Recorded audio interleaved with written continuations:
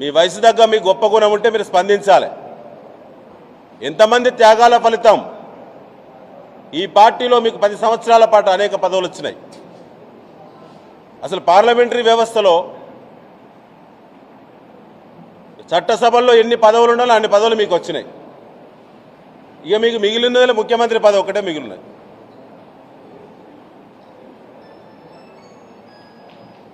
ఇదేనా మీరు కొత్త తరానికి నేర్పేది? వరంగల్ రాజకీయాలను భ్రష్టు పట్టించిన మరి ఆ బాధ్యత మీది కాదా? ఏనాడు కూడా కార్యకర్తల గురించి జిల్లా గురించి ఎప్పుడు కూడా సోయి లేదు. ఇలా మీ పదవుల కోసం ఉన్నంత సోయి కానీ ఆలోచన కానీ ఎప్పుడూ లేదు. ఇది సరైనది కాదు. రేపు పెడుతున్నాం స్టేషన్ గన్పూర్ నియోజకవర్గ కార్యకర్తల మీటింగ్ పెడుతున్నాం.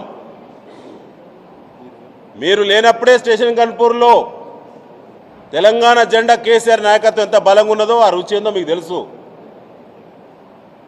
ఆనాటి టీఆర్ఎస్ చేతిలో మీకు చావు దెబ్బ తగిలింది. ఆనాడే గెలిచినాం. 2001లో పార్టీ పుట్టినప్పుడే అన్ని మండలాల్లో జడ్పీటీసీలు ఎంపీపీలు కైవసం చేసుకున్న నాటి నుంచి గులాబీ కోటలో మీరు చీడ పురుగుల్లా మీరు వచ్చి కోటను నాశనం చేసే క్రమంలో అప్పటి వరకు అక్కడ గన్పూర్ నియోజకవర్గం ఉన్న కార్యకర్తలను పాత వాళ్ళని అందరినీ ఇబ్బందులు పెట్టిళ్ళు. ఇవాళ వాళ్ళందరూ సమయం కోసం చూస్తూ ఉన్నారు. తప్పకుండా రేపటి మీటింగ్ బ్రహ్మాండంగా సక్సెస్ అవుతుంది. అందరూ కేసీఆర్ గారు వెంటనే ఉంటారు.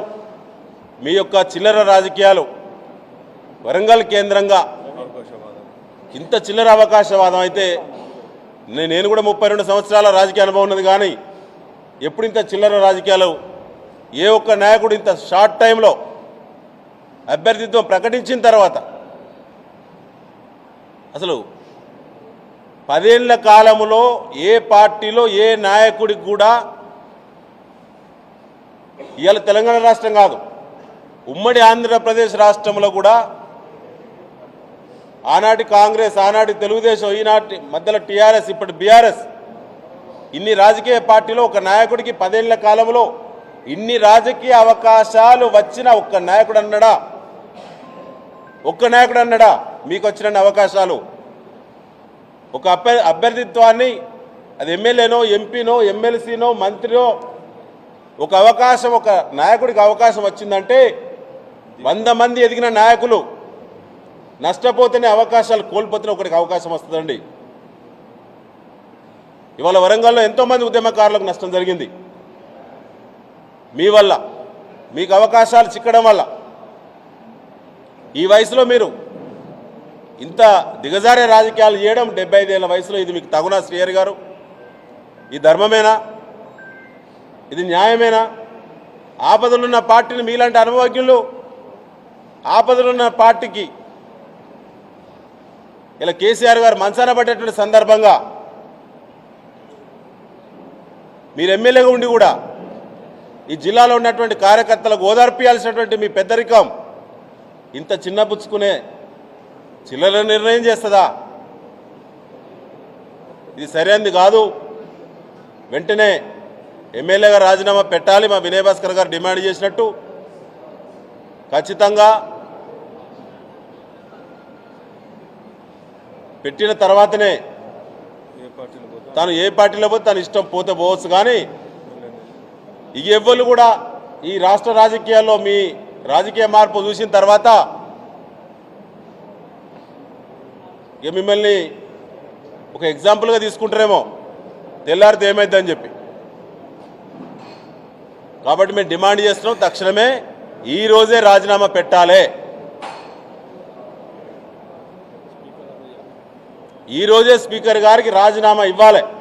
మీరు చెప్పిన నీతి మీరు చెప్పిన నియమాలు విలువలు మస్తుగా చెప్పిళ్ళు 100 సార్లు వింటుంటే.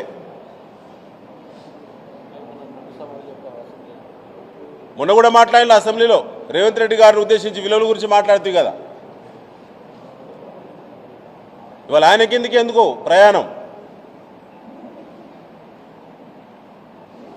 ఉమ్మడి వరంగల్ జిల్లా ఆనాడైనా ఈనాడైనా ఖచ్చితంగా కేసీఆర్ గారికి ఆపద కాలంలో నిలబడ్డ జిల్లా, ఆత్మస్థైర్యం ఉన్న జిల్లా, పోరాటానికి అడుగు ముందుకేసేటువంటి జిల్లా. ఖచ్చితంగా కార్యకర్తలను కాపాడుకుంటాం.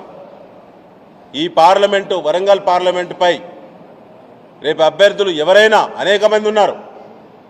పోతే 20 మంది పరిశీలనలు ఉంటే 21 పేరు. మీరు ఎమ్మెల్యే ఉన్నారు కదా, మీరు గట్టి నాయకుడిగా విలువల గురించి చెప్తాను కదా. ఇప్పుడు తెలుస్తుంది